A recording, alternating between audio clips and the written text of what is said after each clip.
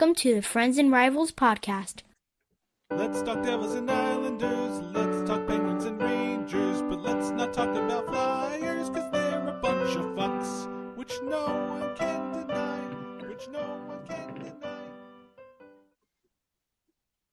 We are back on the Twitch, and we have fired Bill Twitch, so no worries. Moving forward, we had to say goodbye to Bill. He was just bringing the show down. Maybe we'll hire him next week again. I don't know. We'll see how the ratings are for this week. But we have the better three anyway on the show tonight. We call it A-Team. The A-Team. The A-Team, if you will. Like it. All right. So we are without question starting with shitty call of the week this week. Every player on the ice has a 10-minute misconduct, among other penalties. This one is coming to us from the Rangers and Calgary Flames game. Now, this is just going to be your... Oh, no! Tom fired himself. Oh, no. Man. Twitch fired back, I guess. Way to go. Are you happy Yeah. Tom's gone? Oh, Yeah. Wait. Nope. Oh, Sorry. we're back. Didn't mean it. Damn. Just kidding. Already I'm fucking irritated. But this one's coming to you from the Calgary Ranger game this past week. In that game, and look, these shitty calls of the week are just an opportunity for us to point out that the refs suck. And I think we can all agree that they suck in every sport. But they're really, really bad in hockey. And sometimes they just make shit up. Like, take, for instance, this play. So, guys, I just want to ask you, what happens when anybody on the ice touches the puck with their hands in the offensive zone and then puts it down, and then another player on your own team touches it first? Even if it grazes your hand, you punch the puck, it hits your glove, whatever. Steve, go ahead. Steve, go ahead. The play is whistled down because of a hand pass. Yeah, that is 100% correct. So we'll watch the first part of this clip. But I just want to turn the volume up. How about that? How about we do that first? The ice. Let's see. Okay, let's see. It's like he touches it, he puts it down. Yep. He didn't touch it with his stick. Pass whistle there. And then another player on his team touched it. That's correct. That should be 1,000% a hand pass. And we're 100% certain that nobody on the Rangers touched it after it touched the guy's hand. I mean, we can go frame by frame here. All right, you see the stick. He's not even in the same stratosphere as the puck. He's going to play the man. So his puck is going to the offensive player's stick.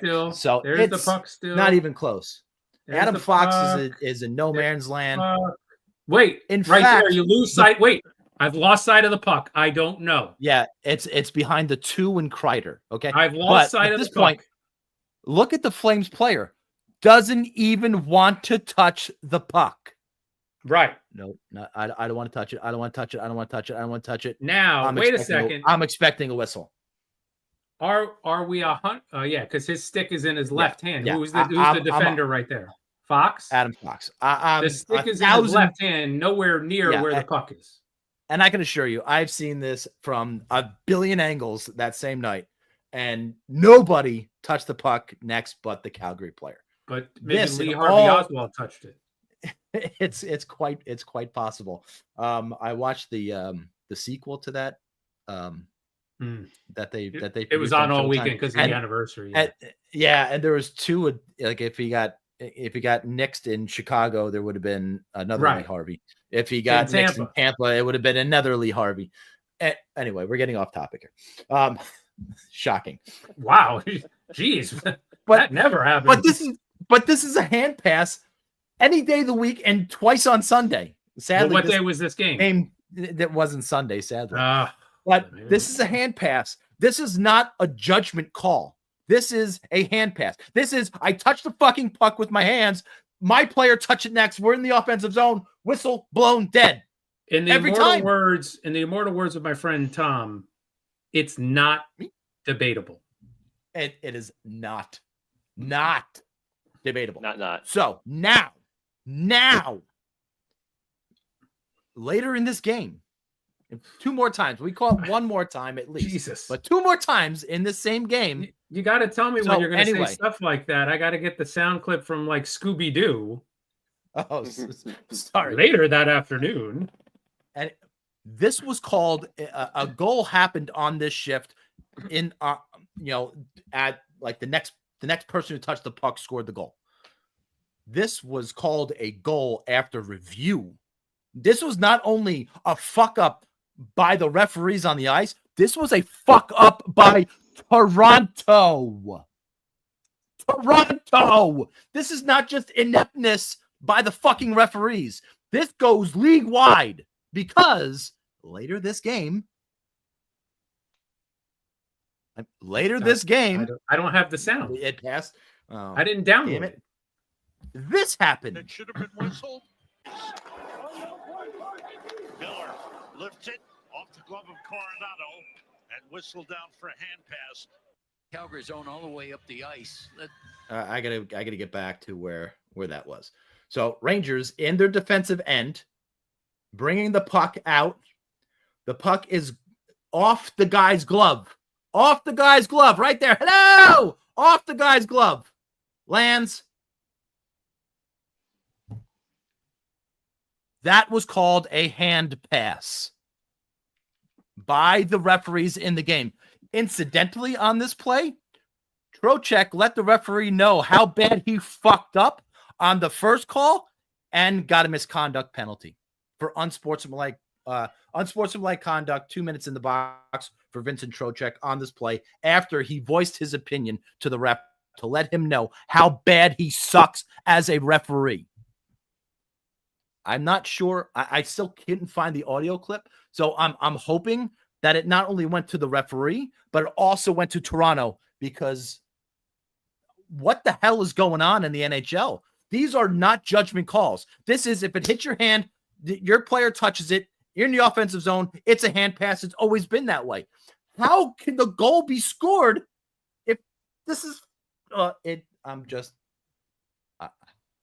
I've been holding this in for a couple of days. I haven't really let this go.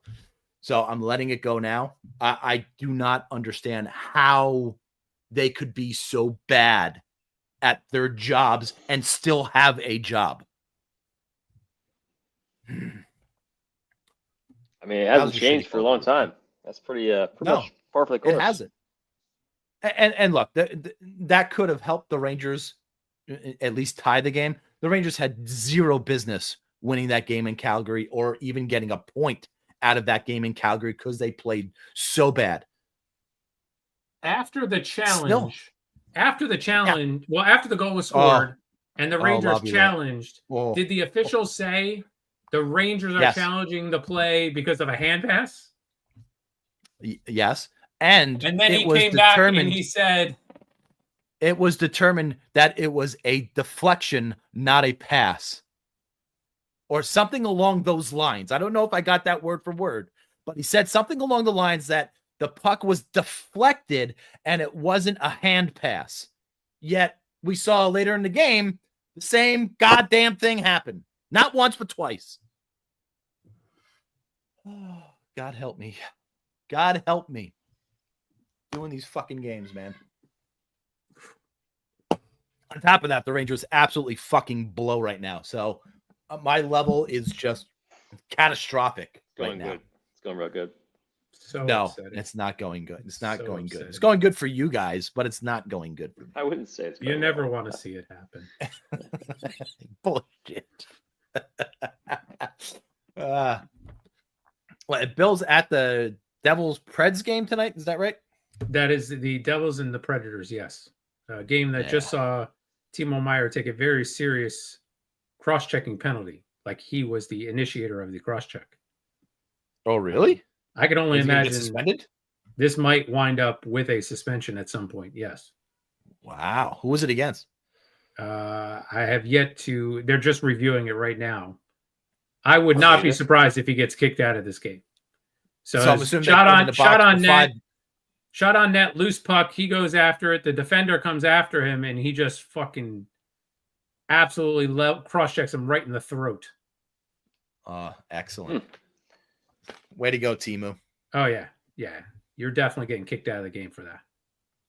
So they called a 5-minute major on him, and then they're going to review it. Is it one of those things?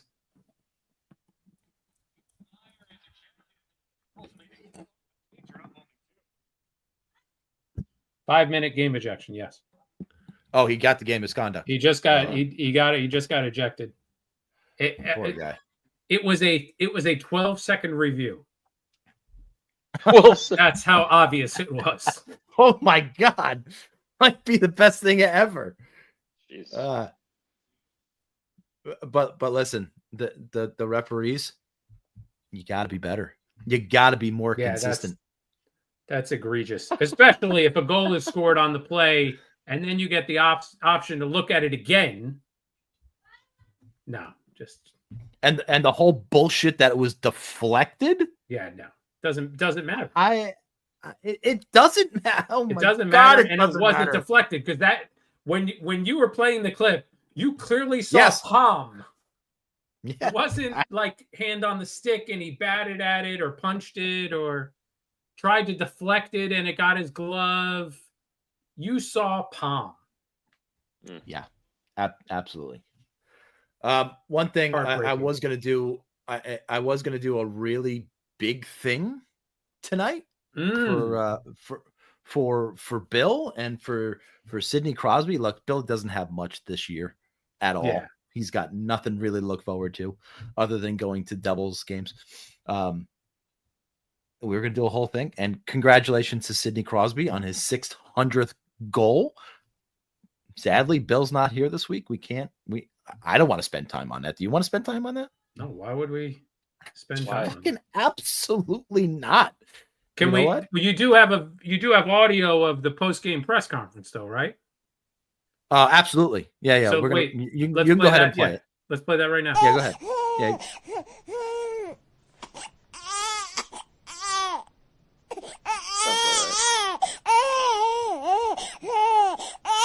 Still whining, still complaining. Jesus. Well, listen, he has never sounded better than just that. Fantastic. All right, we're gonna take a ride on the Metro. Now this is the wrong bell. I hit the fucking. It's a rough day. It's a rough time. What can I tell you? Not only for the Rangers and for everybody who follows them. It's a rough time. Nick, we're gonna start with the Icelanders. Go ahead. Okay, that's a lot of Rangers doing terrible, but I still eat it off. All right, sounds great. Well, at least it's not Bill. Oh, I guess that's a good point. All right. Well, this is very much a repeat of last week. 3 games like last week. All right, great. Let's move on. No?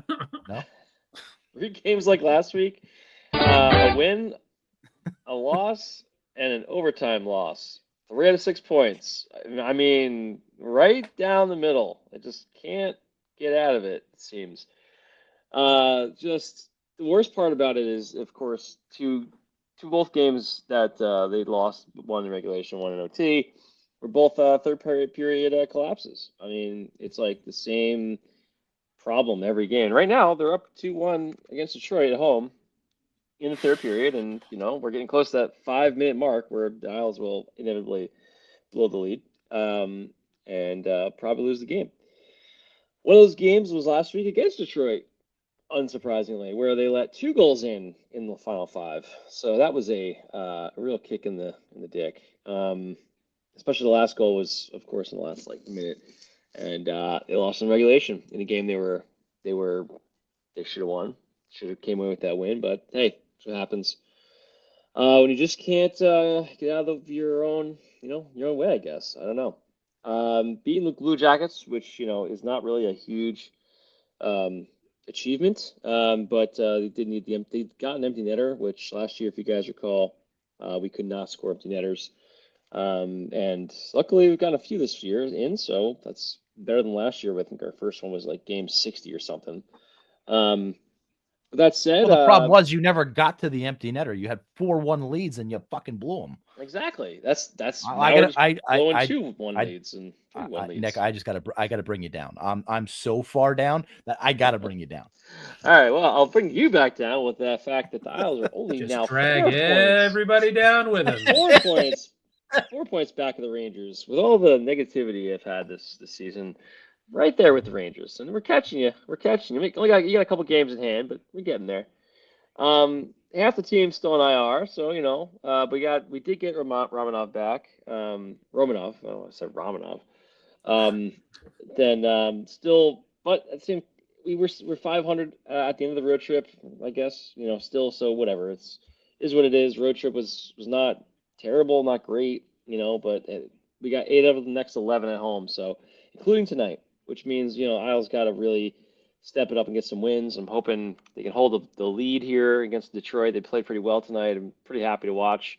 Elias Sorokin got his 100th career win. I think they say it was in the broadcast tonight. It was like the 3rd fastest Islander goaltender to get to 100 wins. Cool beans, I guess. Can't go wrong there. Next slide, sir. We got some injury updates. Everybody's seemingly about the same, except for Alex Romanov, who is back in action. He played last game against the Blue Jackets, but he's not playing tonight because he has an illness. So not a setback, but just got COVID or something. Who knows? Whatever. So too much partying after one night, one game back. But hey, everyone else, kind of the same deal. We know Mike Riley's going to be out for a few months with his heart condition or heart surgery. It sounds like Duclair is closest to coming back. I didn't hear much about Barzy and Pelly, but it sounds like Duke might be back sooner than later, so that's good. Hopefully, after Thanksgiving break, he can come back in and get back to somebody with Horvat, and hopefully sometime mid-December we'll get everybody back minus Riley, who we know is not going to be back for quite a while if he comes back this year. It'd be nice if he does, but what are you gonna do? All right, next slide, please. Wait, fall asleep at the wheel here? Come on, let's go. Paying attention. This guy, I got it. Let's go. I got it. Come on. This guy's not paying attention. It's watching Jesus games. Christ. He's not paying attention. Watching shit games. All right. So more of the same though this week. Special teams, both 31st in the league, which is kind of a killer. If you could fix those things, it's not good. If you could fix those things, the team, would be a pretty good team. 5-on-5. Sorry, I have to deny time right now. 5-on-5. Obviously they're bread and butter, but if you could just get something fixed here, get to the 20th in the league on both of these, and I think we'd be a 600 team. We'd be right there in the playoff picture, I think. But the PK's been playing pretty well tonight. Did have it, I think, a good at least one game. I think it was the other, maybe it was the Detroit game. I think we were also 3 for 3, and Detroit's like sixth in the league in on the power play. So, there's some hope. It's getting better, I guess, but obviously the results aren't there yet. Some things do, some things don't. Obviously we're not gonna have a full lineup for a bit. Hopefully, mid-December we get mostly everybody back. And maybe that'll impact the attendance, but we did move up a little bit in the rankings of the bottom of the barrel here. We're at 8th of the that's Tom doing that. Okay, sorry, got distracted. Right now back up above the Penguins. So Billy, sorry buddy, but yeah, we're a little ahead of you guys now, I guess, in the race to not be in the top 10 worst attendance in the league in terms of capacity, but we're getting there. All right, last but not least, the schedule this week looking pretty lengthy. 4 games in the next 5 days. 6 days, sorry. Can't count. Detroit and Boston tonight and Wednesday at home. Then we have a back-to-back on Saturday and Sunday with Washington and Buffalo, and we're still on that roller coaster trying to get back up. I didn't move that guy this week because we had the exact same week as last week, so he's not moving anywhere. He's staying exactly where he is, and that bag is still on our lowly fans' head. So that's the week in the Isles. Hopefully next week a little better. We had some bright spots here and there, but I'll save those for a day when we got some more things to talk about. Nick, I'm gonna need to borrow that bag, because the Rangers have so bad. Well, listen, we deserve it because we stink so bad right now, and I'm talking about your defending President's Trophy winning, your defending Metro Division champion New York Rangers stink right now, terribly. The last 3 games in a row, including tonight, where you lose 5-2 to the St. Louis fucking Blues, who just fired their coach to take fucking Jim Montgomery on, and you lose 5-2. And you were in this game somewhat. You were playing okay in the first period, but then you just showed a lackluster effort in the third period, going into that third period tied at 2, and you showed no heart. You showed no gut. You got nothing right now. And it's look, there's 2 players I can pinpoint that are having really, really good seasons. 2 out of everybody on the team. There's 2 people playing well that I don't have a negative thing to say about. That's Will Cooley and that's Igor Shesterkin. And Igor's been a mainstay. Oh, sorry. I need to add Jonathan Quick to that. But these games where they're losing 5-2, 6-2, 6-1, it's not the goaltender's fault. Not even by a tiny stretch of the imagination. It's the players in front. And I'm not even going to blame the coach. Gerard Gallant was a scapegoat, I think, for maybe this team, maybe some players, when they had a subpar year after they went to the Eastern Conference Final.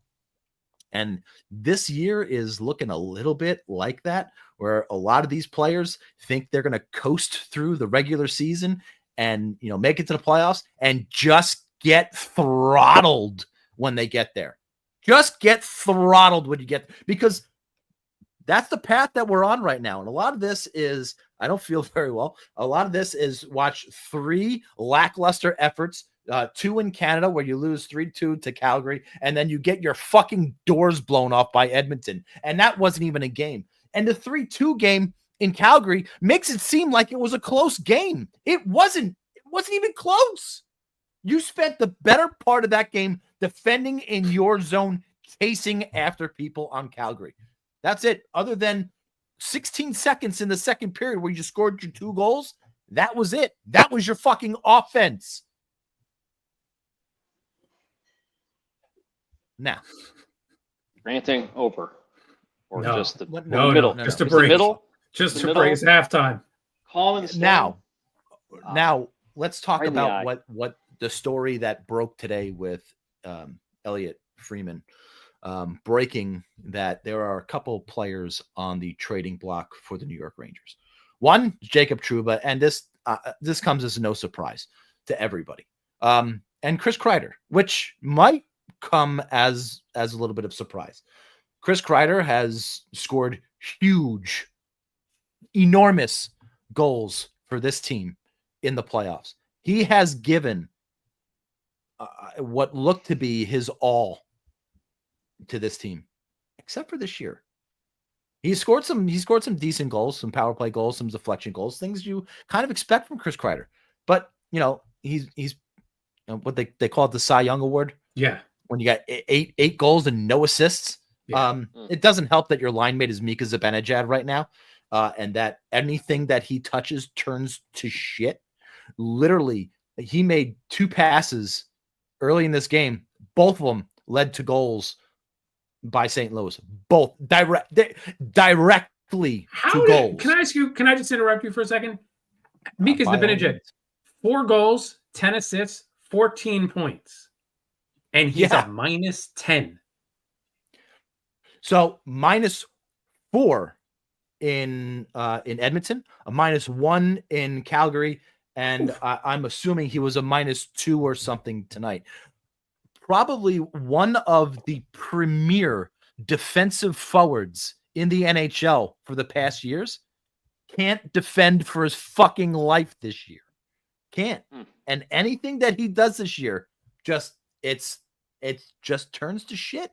Everything that he touches turns to shit. Even when he tries and has good intentions, it turns to shit. He might have been a -1 tonight. I think Cooley scored a goal while he was on the ice, just by happenstance. But I don't necessarily want Chris Kreider to be traded. I just want more effort from him on the defensive side. And when he has the puck, when he doesn't have the puck, go hit somebody.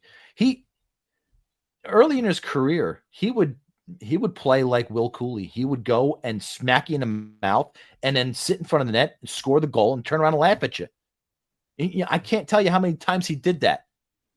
And now he barely touches anybody on the ice. There's no hip checks. There's no body checks. There's no forechecking. There's no nothing. It's standing in front of the net, and that's it. Maybe on the off wing to try and receive a pass and be high against the defenseman in your defensive zone.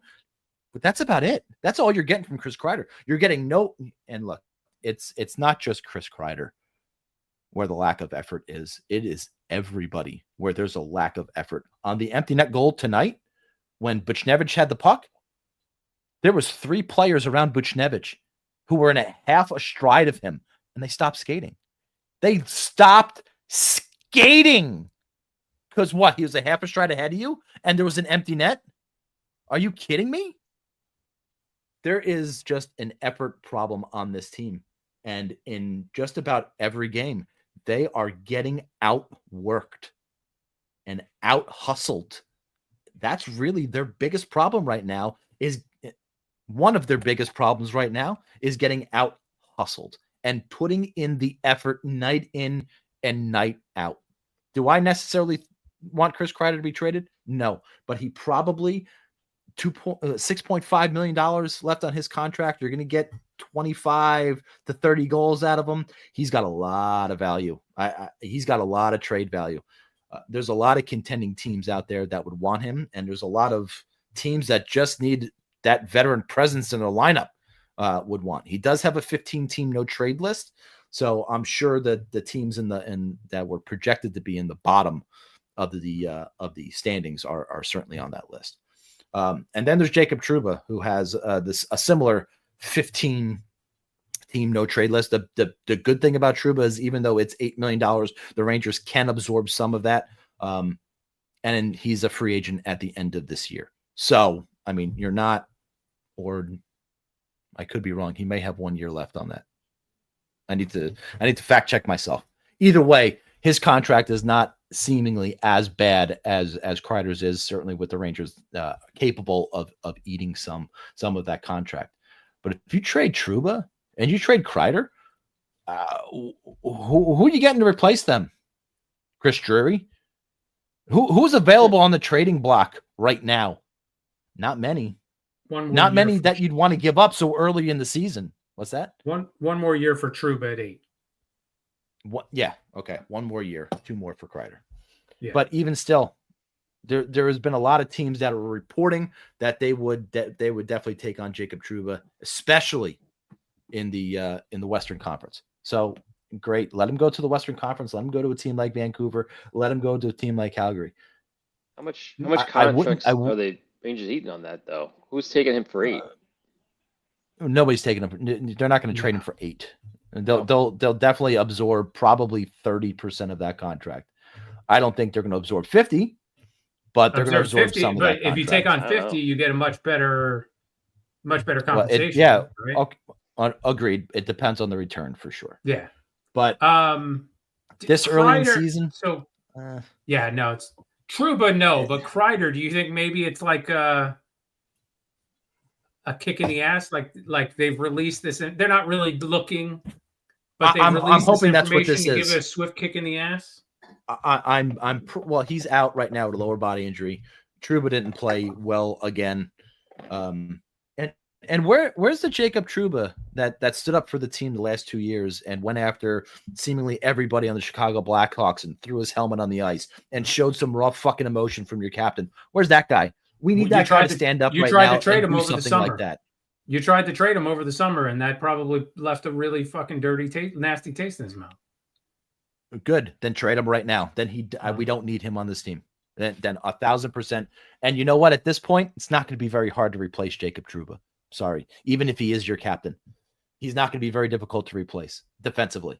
Chris Kreider, maybe a different story. The power play didn't look that well, but the power play hasn't looked that well with him in it the past couple of games anyway.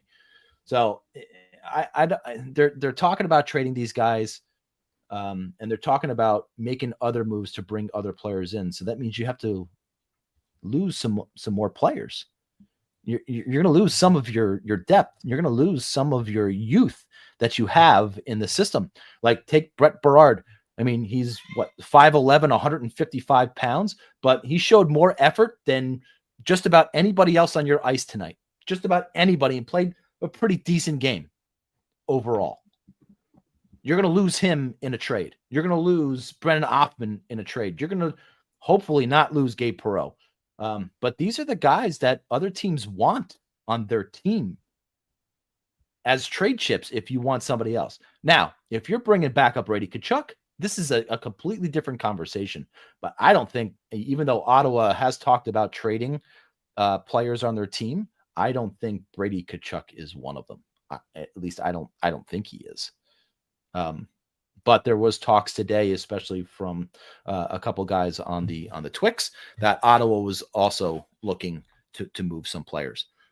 So who knows? Maybe there's something between the Rangers and the Ottawa Senators in the future, and hopefully it does involve a Brady Tkachuk, because that's a player with energy, with skill, with the name, with everything hard to play that would instantly transform your team. And hopefully just follow the leader, boys. That's all you got to do. Follow the leader. And yes, a very, very difficult team to play against, which the Rangers are not right now.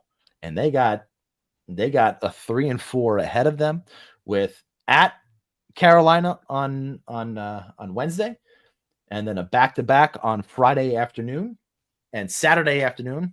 The Friday afternoons against the Flyers. Fuck the Flyers in Philadelphia, and home against the Montreal Canadiens on Saturday afternoon. A 3-4, a 5-8 upcoming for next week as well. It's just not a very good time for the Rangers right now. There's no heart. There's no hustle. You're getting at work. You're giving up 40 shots a night. 40 shots. 44 were the shots on goal tonight. It's not good enough. You're not just going to coast through the regular season. If you do, you might make the playoffs, but you're going to get hammered in that first round series. Hammered, regardless of what you do at the trade deadline. This is not good. This is not a good path. And Drury's 100% right for doing this right now. Even if it was just to wake people up, no harm. I'm done talking about these fuckers. Steve, Devils. I mean, I don't know how you follow something like that up, but allow me for a second or two to talk about your Eastern Conference leading New Jersey Devils,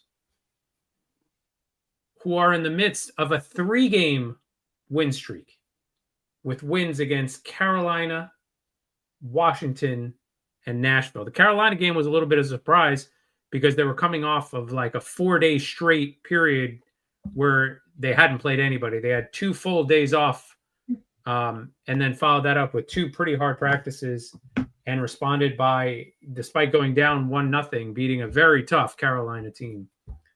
And then Saturday, they beat a very tough Washington team.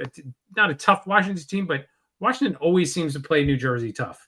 So it was nice to see them come out with the win there. And then tonight, just a dominant effort against Nashville, which we were mentioning at the end of the game, saw Timo take a 5-minute major. Nashville didn't even really sniff the goal during that 5 minutes. I think the best scoring opportunity during that 5-minute stretch was a shorthanded opportunity by the Devils. Nico's been playing great. Hamilton's been playing great. Luke Hughes has been playing great, even though the numbers, the points aren't there. But let's just talk about Nico for a second. First career hat trick tonight, natural hat trick, all in the second period. And he was 11 for 19 in the faceoff circle. So this is Nico's real breakout year. He definitely needs, if he keeps this up, he needs to be getting some consideration at the end of the year for the Selke. Unlike Knicks Islanders, the Devils are now 13-0-0 when leading after 2 periods. So this team can really close it out. Great goaltending efforts all week long from Markstrom and Allen. And we've said if the team just gets NHL average goaltending, they're going to do better. Well, they're getting above average goaltending, and they're putting together some nice 3-game win streaks, 2-game win streaks, and they're not putting together very long losing streaks, which has been the key on the season. They'll try on Wednesday to get their first 4-game winning streak in a very long time against St. Louis at home, followed by Detroit on Friday at 3:00. Washington again Saturday. That game against Washington is going to close out the season series, which is so strange that a metropolitan rivalry series is going to be done this early in the year. And then next Monday at the New York Rangers. And if you're a listener to this podcast, you might be surprised to know that we are considering, if we haven't decided yet, to come on the air at 7:00. We signed the contract. We are going to. It's a done deal. We're going to watch that game and talk about things. Maybe not the game. Ugh. Maybe we will talk about the game.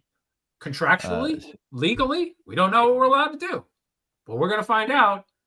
Don't anybody tell the people at Twitch now. No, we can't put the game on. We can't stream. Yeah, we can't put the game on, but we could talk about it. Can't put the game on. Can't do any sort of play-by-play. You can do play-by-play. But listen, it's going to be all Devil talk. We can't put the radio. We can't put the feed on. We can't do anything like that. We can just talk about the game. We can't. It might be able to be on in the background where you can hear it, but you can't see it. This might be a game where your Rangers start to wake up. Maybe they need this rivalry. Who are you playing? You're playing a lot of Western Conference teams. You're playing out west. Maybe that's just not getting their fires going. You're right. This is a team that's been deep into the playoffs for a couple of years. You're playing a Carolina team on Wednesday. So you got to go down there and you got to go respond. You got to play with some effort. Trust me, I don't want to see them respond at all. Not play with the goddamn fucking And the Ranger game was over, and I'm like, what? I don't want to watch any more hockey right now. It's like, it's like depressing right now. I just put the football game on to have something on in the fucking background. It's the Chargers and the Ravens. Who gives a shit? It's a good game. I get it. I get all that. It's good for them, but the Giants suck. The Jets suck. Where the Jets have bye this week? Stop whining. Yes, thank God. Yes. Thank God. They only lost 52-3 this week. They had a bye. We talked about this in the past. Can we combine the Jets and the Giants to make a playoff team? No. Yeah. Can we do that? Is that possible to do? They both have the same problems. They don't have a quarterback. They don't have a quarterback. They'd have they'd have a great defensive line. Right? Yeah. They'd have a pretty decent offensive line. Pretty solid secondary on defense. Yeah. But they've got nobody to throw the ball to anybody. I don't believe that. I think between your number one and our number one, I think even though they're still young, I think they can get the ball if Rodgers can throw it to them. That's the Can you combine our offensive? Can you combine our offensive? Can you combine our offensive lines together? He's so done. Make a sumo wall. Come on. He's not done. I was thinking one of those. He's not done. He's the so done. Pyramids. So done. Yeah. He's not good. Listen, I tried. Watching the, I couldn't even watch the Giant game. It was so nauseating. So I tuned in just for the theater of it. I wanted to see what fucking Tommy Cutlets was going to do. And I saw Baker Mayfield get the job done. Baker fucking Mayfield. Unbelievable. Good for him. Baker's good, man. Would you be surprised if little boy Duke now goes to some team as a backup, gets into a game or two, and does well? No, I wouldn't be surprised at all. He'd be very focused. I wouldn't be surprised at all. I would. Daniel? I would be surprised if he was able to throw the long ball, but short passing routes, I think good with good protection. I think he's okay. I think he's just fine. Because I mean, but like you're saying, anything longer than 15 yards, like you're saying, Baker and Sam Darnold in Minnesota is lighting it up, right? So maybe it's not the players as much as it is the teams they were playing on. So I mean, somewhat, dude, it's Sam Darnold. It's Sam Darnold, right? And it's one guy. It's one guy. I'm just saying it's one guy. No. And it's Baker. Not like, I'm saying it's not like Baker, anybody else. Baker Mayfield, we just said he's playing well. Yeah, where was he before he went to Cleveland? He wasn't. I know he was in Cleveland, but after he left Cleveland, he was always good. He goes somewhere. That's what I'm saying. It's not the player. It's not the players. It's the Rams. The teams. It was a backup. Yeah. Well, there was a lot to be said about Jared Goff too, and how he couldn't play and how he wasn't a good quarterback. He looks pretty fucking good to me. With Detroit, he doesn't look too bad with Detroit. Yeah. He doesn't look too bad. Those guys, they have their ups and downs, right? Darnold was behind a terrible offense. I mean, this is historically bad. Yeah. I say that, and it's like the Jets have been historically bad many times. So it's just like the next era of historically bad, right? So I mean, the whole time we've had them, this has been the only bright spot was when we had some good draft picks, and looked like we might get Rodgers might be healthy and everything last year, and then obviously it all turned to shit. And then him coming back now, it's like it just kind of tells you, like, reminds you that they weren't that close. We all thought they might be because the defense played so good 2 years ago, but clearly, like, even last year the defense played pretty damn good and kept them in games. But I mean, it's fallen off, and the offense is no better. I mean, like, everyone wanted to shit on Zach Wilson last year, so much so that I think Rodgers comes in and he's the same. The offense is the same. It's not better. It's just it was not like Zach Wilson went anywhere and just started fucking lighting it up. Zach is playing. Well, first off, he's not playing right now. He's a backup, which he should be, because he needs to learn the game and figure things out. And last year the line was so bad nobody could play that. It wouldn't matter. Rodgers would have been dead. He would have been literally dead last year if he played behind that line. He couldn't. It was absurd how bad it was. And then they obviously much better this year, the line, but Rodgers can't play. He sucks. He just can't. Like the game that Wilson had those 2 touchdowns, and that one, obviously one of those was that insane catch. I mean, come on, man. If you watch that catch, you're like, he shouldn't have caught that, because it was a terrible pass, but he made that play happen. I mean, it's terrible, man. Either way, I think Jones is going to go somewhere and play well. The word is that he might go to the 49ers to back up. Yeah, I heard that too. Purdy. And you know what? Makes sense. Purdy gets hurt again, and then he plays in the playoffs. I bet they win the whole thing. Really, you really should have. You're on drug. You're on drugs. Yeah, I will. Just one drug.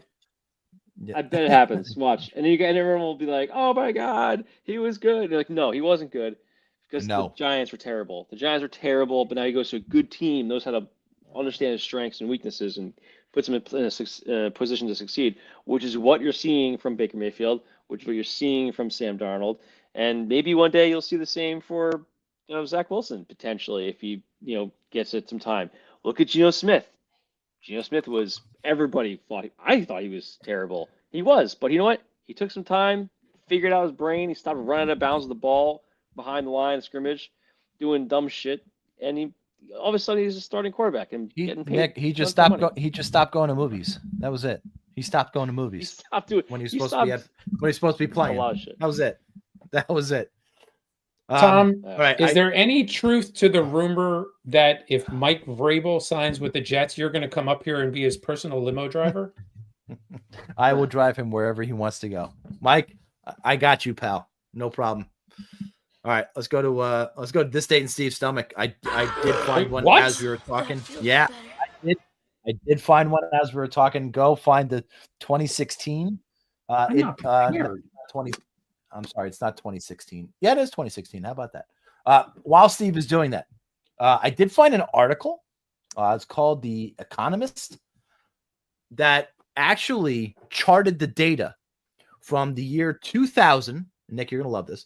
To 2015 with article headlines between Texas man, Iowa man, Florida man, Ohio man, Missouri man, Michigan man, and gave us a total of the top 10 states where you had a man story.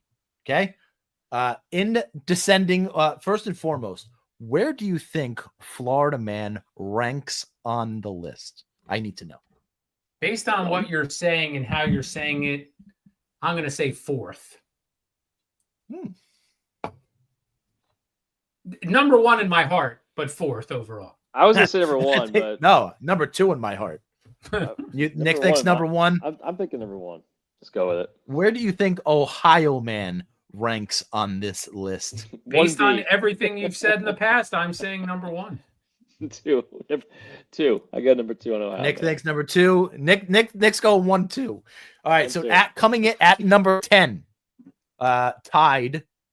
I guess tied for 10th, tied for 9th, however you want to say it, would be Illinois man at 77. Tied with Missouri man, the show me state, 77. That's edging out Michigan man with 78. Idaho man with 81. They don't even have enough people. I know. There's 81 people live in that state. What are you talking about? They're count potatoes. Demand a recount. Exactly. Maine man at 102. I have to start looking for stories with Idaho man and Maine man, by the way. Rounding out the top 5 is California man at 103. Number 4 is Florida man. Great call, Steve. Wow. On the button. 111 for Florida. You were too surprised for it to be top 3. You were too surprised for it to be top 3. There are 3 other states that are worse than Florida. And that's one we know. The other 2, Iowa man. I mean, central United States. I get it. Maybe a lot of shit going on out there, but I mean, between Iowa man and Illinois man, I mean, neighbor states. That's I mean, Missouri's right there too. So in that general region, center of the United States, there's a lot of fucked up shit going on. I can tell you that. At number 2, we have a drum roll. We need a drum roll. We have to get a drum roll. We have a drum roll. Texas man at 153. I think Texas was up there. It's a big state. You're right. I think the size, what California is too. So I guess that's why it rounds at the top 5, right? But number 1 with the bullet. And, the race was sort of close, right? 9 and 10 were 77. You had California man and Maine man, 5 and 6 at 103, 102, 117, 153. Ohio man, 182. A almost 30-point lead on its next possible state. You get nothing. You lose. Well, good day, sir. Ohio's a big winner. Let's say that. But man, we have said it over and over again how fucked up Ohio actually is. So look, And I think we're just scratching the surface on Ohio, by the way. This nondescript cover is the cover of your 2016 planner. Just for proof, here you go. It says 2016 right there. Yeah. Where am I going? Listen, we never doubt you for things like this. Needs to be proved. Please go to August 17th, the big 1-7 in August of 2016. August 17th was a Wednesday. Ooh. August 17th was a Wednesday. I'm gonna peel back the curtain here, guys.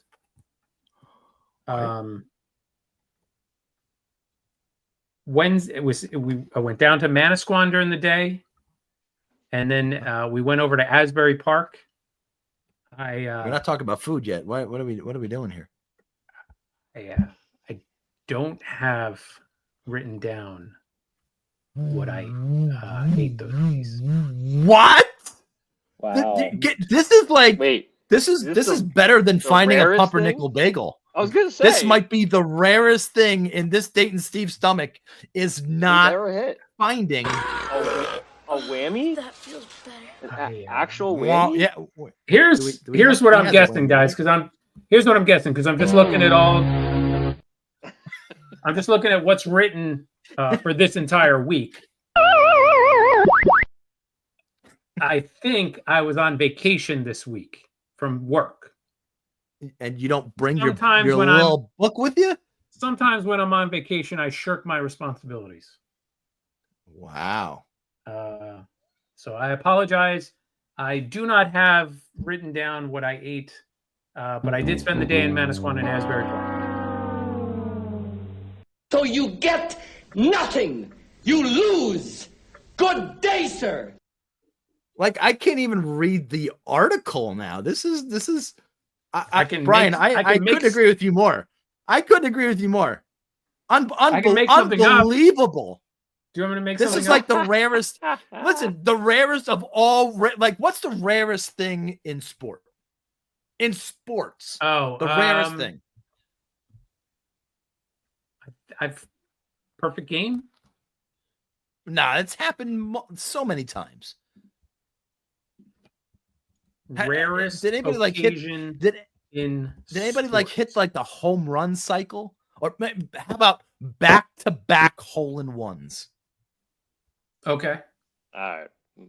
I mean, this is up there with back-to-back hole-in-ones.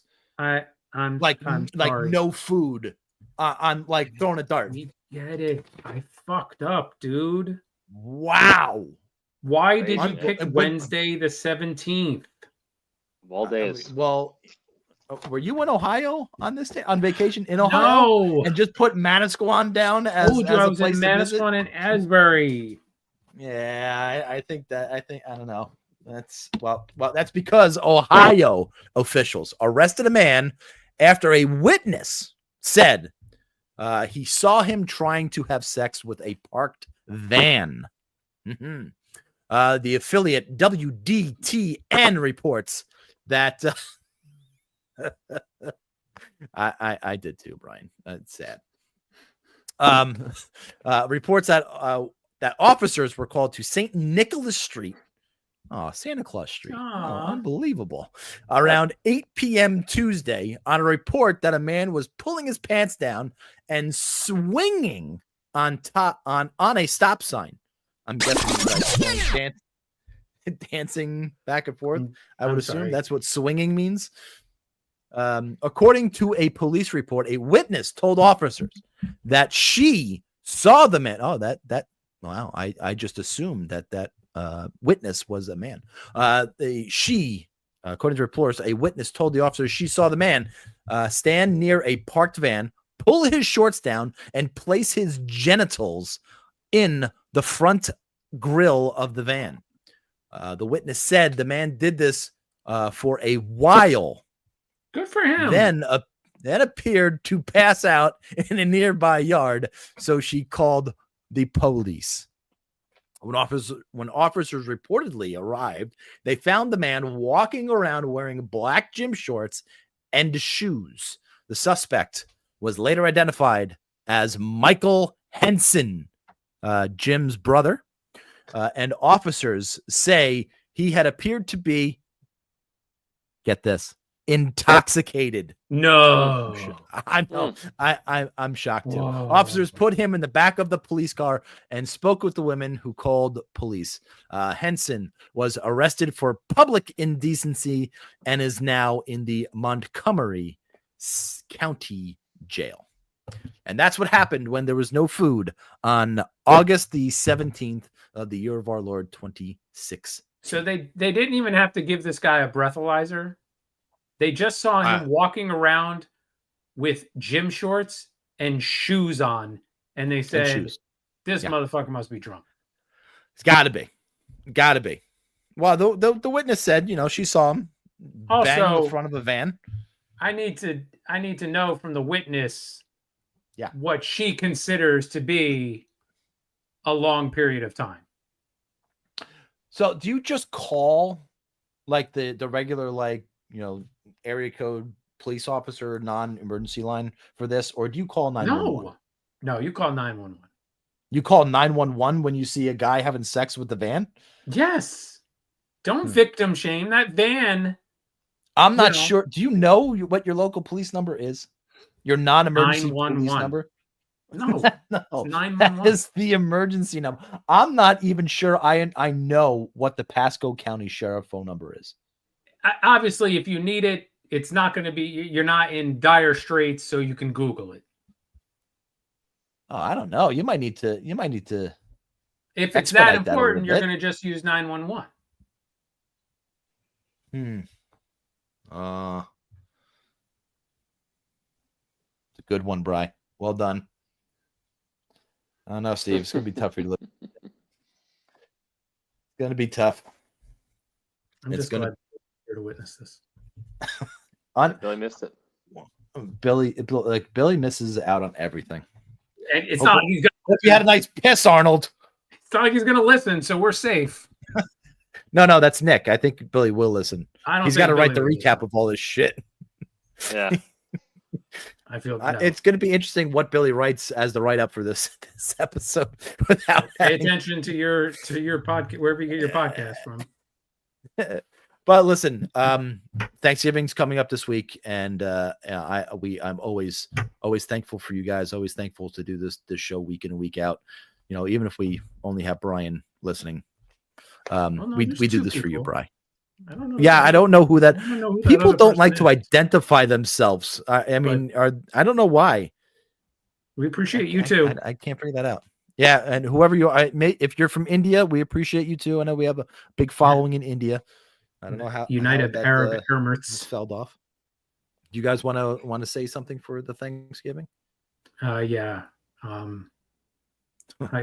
just want to apologize for my disregard in the year 2017. I owe it to the fans of this podcast to be better than that, and in the future, I hope I am. Nick, thankful for something? Sure. I don't know. What was that? Are you talking about? I apologize. I was apologizing. He was just apologizing instead. I was just apologizing on my own behalf. Okay, I'm not apologizing for nobody. I suck. I don't suck. I apologize. But Nick is thankful for everybody. Listen to us whining on this podcast about our shitty teams. That's really what we do, though. It's basically us bitching and moaning about our teams and how bad. I was going to that as we were doing the recaps. My recap of my team winning 3 games in a row was about a minute long. You went on for 45 minutes about the Rangers. It wasn't 45 minutes. It felt like it. Definitely was not. Felt like it. It was not 45. Like it. Yeah, I'm sure it did. As much as I was. You know what? Felt like not sorry. Not sorry at fucking all. Not sorry at all. All right. Well, that's going to do it for us. We are going to do something that we don't do normally. Rangers Devils next Monday night. We will start a little earlier. We'll start around game time. So expect us to go live around 9 p.m. and 7 p.m. We'll do a little pregame, and we'll go right through the end of the game, and hopefully it's a good one. Happy Thanksgiving to you and your family. And if you celebrate. Yeah. What do you mean? If you for the one guy in India that we're doing this for? No, it's a hockey show. So no, they have their own Thanksgiving. It's not our fault that they celebrate in October. It's not our fault. I'm saying. If you celebrate this normal Thanksgiving, and you know what? This year, fuck you, Toronto, for that stupid review that you did this past week in Calgary, of all places, in your home land. You gotta protect your fucking Calgary. Stop whining, Canada teams. Stop whining. All right. Stop whining. Yeah. I was just saying something witty. My friends and rivals. Flyers fuck, flyers fuck, flyers